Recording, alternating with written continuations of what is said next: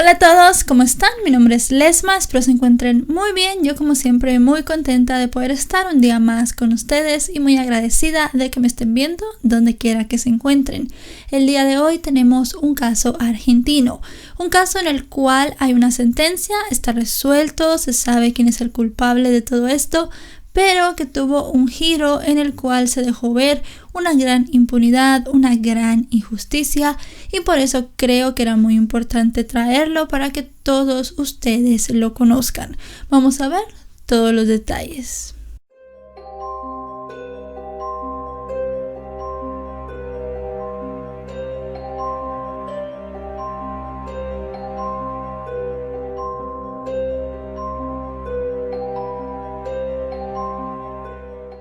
Luciana Moretti era una joven argentina que vivía en Bahía Blanca, una ciudad en la provincia de Buenos Aires, con su hermana Antonella, quien era un año mayor que ella, y con sus padres. Luciana era la típica chica a la que le gustaba reír y divertirse. Según sus amigos, era muy divertida y muy sociable. Nunca peleaba ni tenía problemas con nadie. También era una joven como todas, con muchos sueños e ilusiones. En octubre del año 2004, cuando tenía 15 años, la vida de Luciana y su familia darían un giro increíble. Según cuenta el padre de la joven, el día 16 de octubre de ese 2004, él se levantó a la hora de costumbre, 5:30 de la mañana. Bajó para tomar el desayuno y vio en la cocina a su hija Luciana con un amigo llamado Leo. Tomaron mate, estuvieron hablando un poco y luego de unos 20 minutos Leo se retiró a su casa. Él y Luciana se quedaron platicando. A las 6:15 de la mañana el hombre se fue hacia su trabajo. Fue su misma hija Luciana quien lo despidió. Luego de eso, a las 7 de la mañana, la hermana de Luciana, Antonella, regresó a casa de una fiesta. Subió a su habitación y se dio cuenta que su hermana no estaba allí. Le preguntó a su madre y ella parecía muy extrañada, ya que la había escuchado solamente unos minutos atrás hablar con su padre mientras los dos tomaban mate. Comenzaron las dos a ponerse muy nerviosas. Comenzaron a llamar a Luciana al teléfono celular que ella tenía, pero la joven no contestaba. Comenzaron a preocuparse todavía más cuando recibieron una llamada de la joven.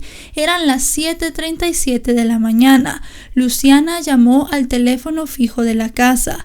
Dijo que se encontraba en casa de una amiga que vivía muy cerca de allí, pero su madre no le creyó, por lo que llamó a la casa de esta jovencita para corroborar si todo era cierto. Sus más grandes miedos se hicieron realidad. Luciana no estaba en este lugar. Es más, ni siquiera se había presentado allí esa mañana. Mientras todo esto pasaba, llegaron las 9 de la mañana. La madre de Luciana llamó a su esposo. Este le dijo que se dirigiera a la comisaría de Ingeniero White para poner la denuncia por la desaparición, y la mujer así lo hizo. El problema que se encontró en la comisaría fue que los policías le dijeron que hasta que no pasaran 24 horas no comenzarían a buscar a Luciana como una persona desaparecida, sino que lo tomarían como fuga del lugar. El padre de Luciana llegó a casa luego de dejar todo en su trabajo y comenzó a pensar qué podía hacer para buscar a su hija. La familia obtuvo ayuda de la esposa del jefe de la policía, que movió todas sus influencias para que todos los agentes comenzaran a buscar a la joven con la mayor inmediatez. Para cuando se dieron cuenta, ya tenían en su casa a muchos policías y también varios voluntarios. Se utilizaron perros adiestrados y también diferentes equipos de la policía que tenían en ese momento. Pero las horas pasaban y la búsqueda no daba resultados. Se comenzó a poner la foto de la joven en diferentes lugares cerca de su casa para que si alguien la viera o si alguien podía reconocerla, diera información. También se envió la foto a diferentes noticieros. Cuando la foto comenzó a circular a nivel nacional, se recibieron varias pistas. Algunas personas decían haber visto a Luciana en diferentes lugares de Buenos Aires y algunos otros hasta en diferentes lugares de Argentina. Muchas de estas personas decían que la habían visto haciendo autostop. La policía trataba de seguir todas estas pistas, pero con el paso del tiempo se daban cuenta que eran falsas. Los días fueron pasando y no tenían ni una sola noticia de la joven. Fue unos días después de la desaparición de Luciana que su hermana Antonella recordó un dato muy importante. Ella había asistido ese día a una fiesta. En esa fiesta, un chico, un vecino, le había pedido el número de su hermana, ya que según él la quería llamar. Ella se lo dio, ya que como era una persona más o menos conocida, no desconfió de él. El nombre de este chico era Pablo Chucán y vivía a solamente unos metros de la familia, también junto con su familia. La policía fue a la casa de este chico para interrogarlo. Él dijo que si bien se había pedido el número de Luciana, se había arrepentido en hablarle. El joven para ese momento tenía 25 años. Dijo que no había querido hablarle a la joven porque ya era muy tarde y no quería tener problemas ni con los padres de ella ni tampoco con su propia familia. La policía creyó que este joven era un tanto extraño y que las cosas que había dicho no encajaban a la perfección, así que decidieron comenzar a monitorearlo, pero realmente no tenían ninguna pista más allá del testimonio de Antonella.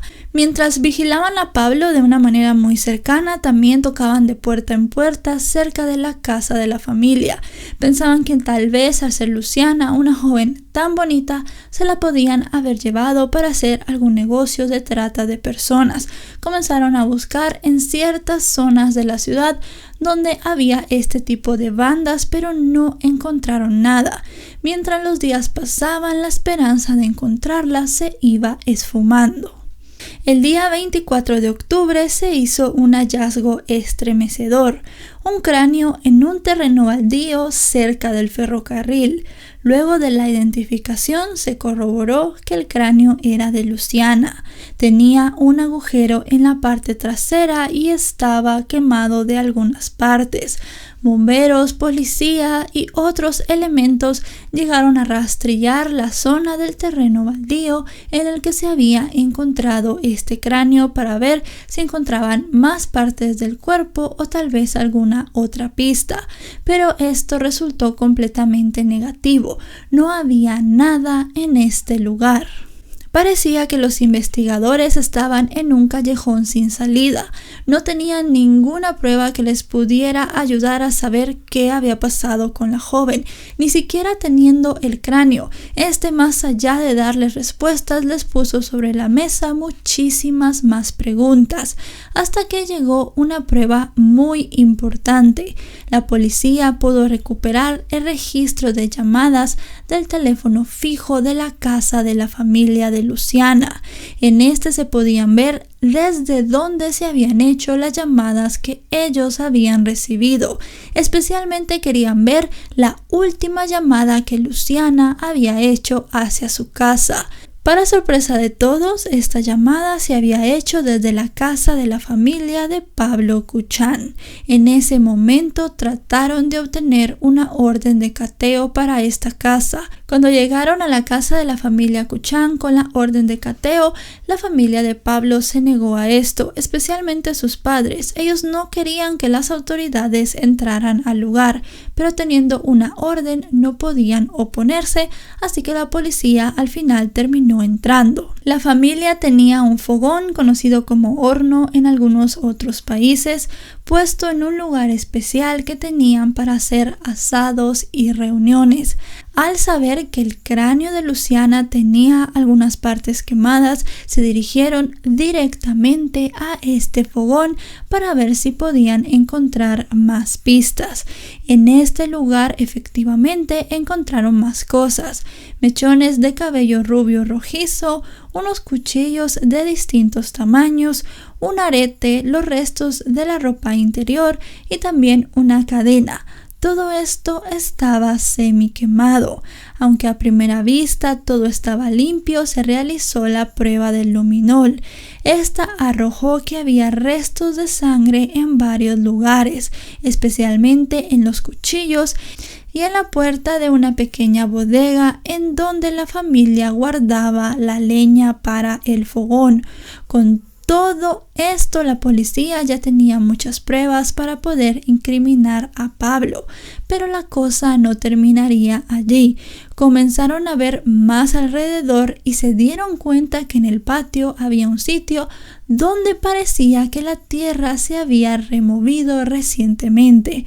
Tomaron una pala y a una profundidad de entre 30 y 40 centímetros hicieron un descubrimiento horrible. Estaban los restos de Luciana en ese lugar, solamente algunos, y además de eso, tela del pantalón que ella llevaba puesto ese día. Al igual que el cráneo, había porciones que se miraban quemadas en las partes del cuerpo y también en la ropa. Con todo esto se procedió a la captura de Pablo. Lo llevaron a comisaría para hacerle un interrogatorio, pero el hombre se negó a hablar con las autoridades. También se llegaron a hacer algunos otros cateos en propiedades de la familia, pero no se llegó a encontrar nada más.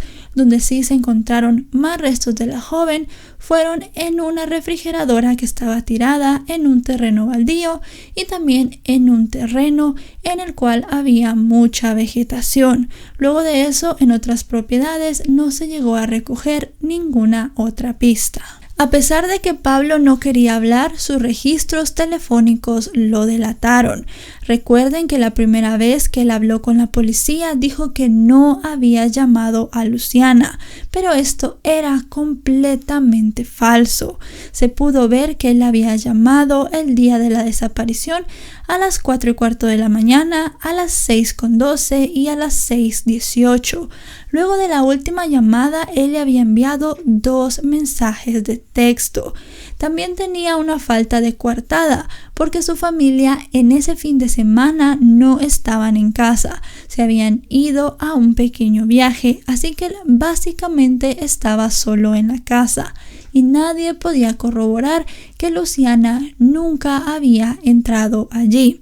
También se llegó a pensar que una de sus tías que llegaba a limpiar la casa lo había ayudado con todo el crimen, ya que ella tenía que haber estado allí a las 9 de la mañana aproximadamente, pero después de tomarle su testimonio y su declaración, no se encontró nada que la pudiera ligar al crimen, así que se la sacó completamente de la investigación y quedó nada más Pablo como el único implicado. Pablo tenía un pasado bastante aterrador.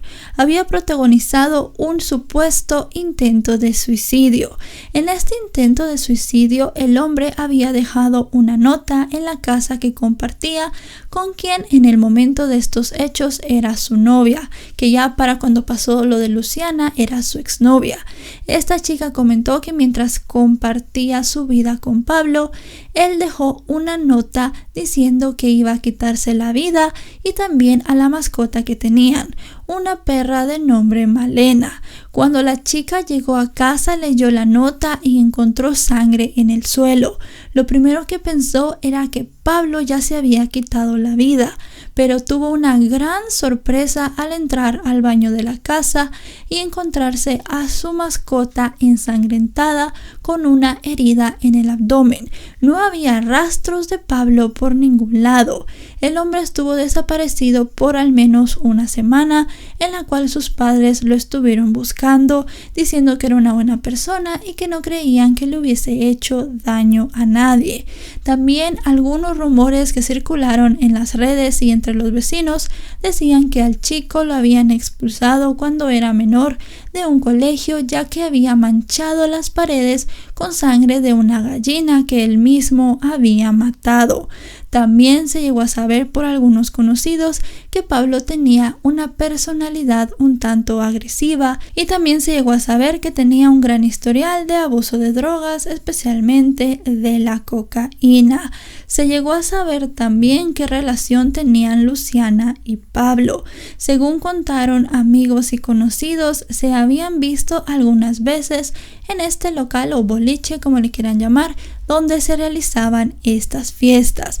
Hablaban, estaban un rato juntos y también en algunas ocasiones se la recogía en la esquina de su casa para llevarla al colegio. Como ese día sábado ella no había llegado, él sintió la necesidad de hablarle y por eso le pidió el número a su hermana. Era una relación secreta y tampoco era una relación formal.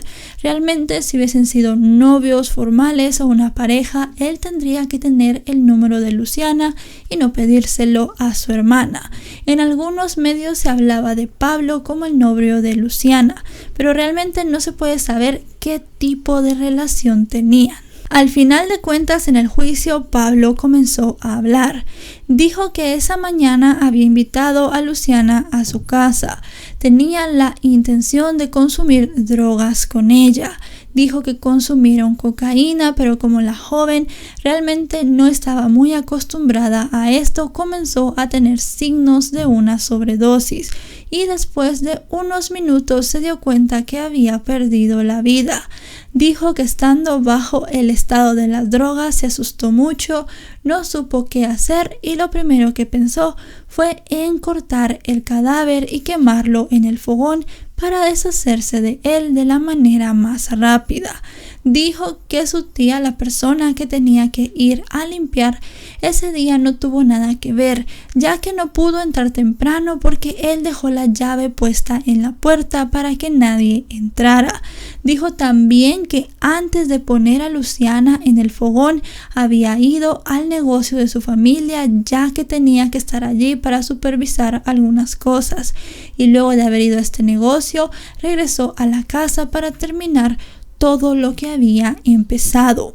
Realmente esto no se puede determinar si es verdad o no, ya que por el estado del cuerpo de Luciana no se pudo determinar la causa de la muerte.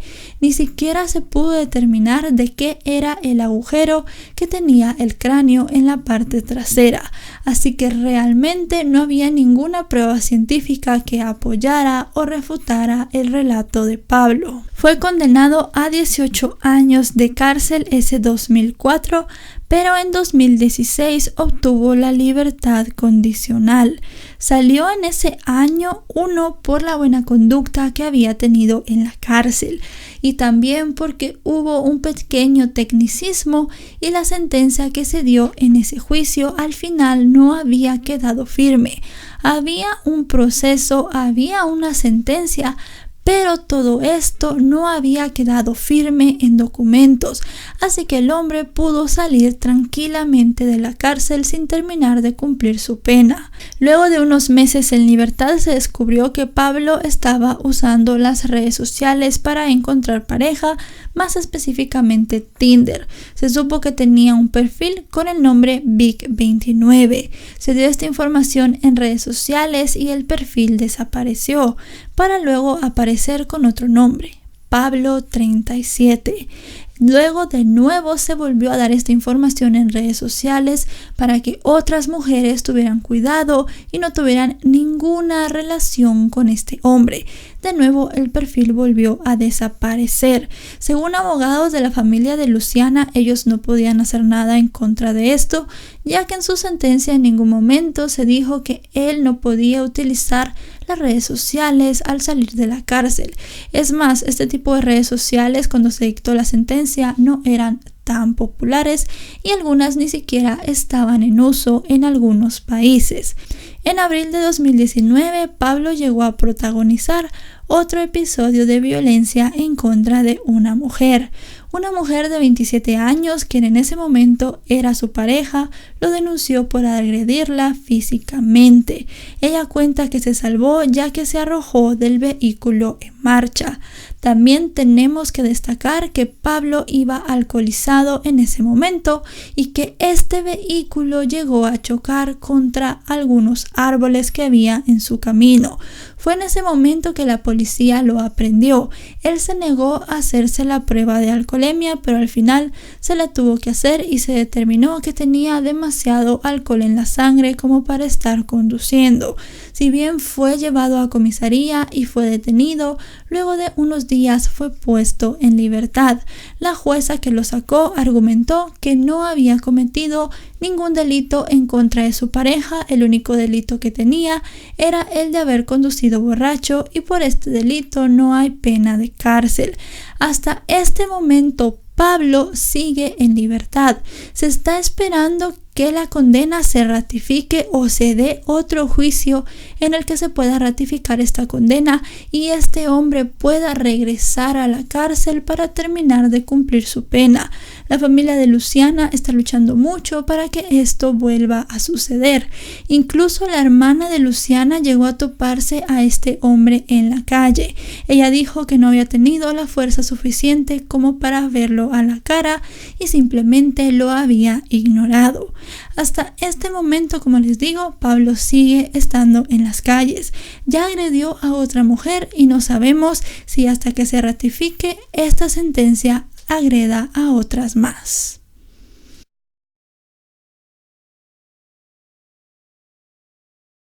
Y bueno, chicos y chicas, hasta aquí el video de hoy. Quise traerles el caso, como ya les dije, para que vean la cara de este hombre. Se las voy a poner en la pantalla otra vez. Ténganlo muy en su mente, ténganlo en sus ojos, recuerden su cara, ya que es un hombre que está libre, que mató a una niña de 15 años, él tenía 25, casi 26, le sacaba muchísima edad en ese entonces. Y además, ahora que está libre, volvió a agredir no solamente a esa novia que tuvo, sino que podríamos decir que a alguna otra mujer. No sabemos si va a volver a agredir a alguien, si va a volver a matar a alguien. Es algo que no se sabe y creo que al final de cuentas es un peligro para la sociedad. Obviamente Argentina, sí, porque está viviendo ahí, igual se podría mover a cualquier otro país que siga en libertad. No se ha ratificado todavía la condena. Hay que esperar mucho para que esto pase. Así que entre todo lo que sucede, pues podría haber otras cosas. Como les digo de nuevo, vean esta cara. Él ha estado en Tinder buscando parejas, seguramente utiliza otras redes sociales, podrá utilizar grupos y todo este tipo de cosas. Así que tengan mucho cuidado. También compartan mucho esto, compartan esta fotografía para que se conozca la cara de este hombre y la gente sepa que hay una persona que no terminó de cumplir su pena y que además de eso ha tenido actitudes muy violentas suelta y que realmente es, como ya les digo, un peligro para todos. Si este video les ha parecido informativo, recuerden dejarle un me gusta, también recuerden suscribirse, actualizo 3 o 4 veces y si se suscriben y activan la campanita pueden ser los primeros en venir a ver todos estos videos de casos y también recuerden seguirme en mis otros canales, los dejaré en la descripción y en mis redes sociales, aparezco en todas como LesmaVR. Nos vemos hasta otro video. Adiós.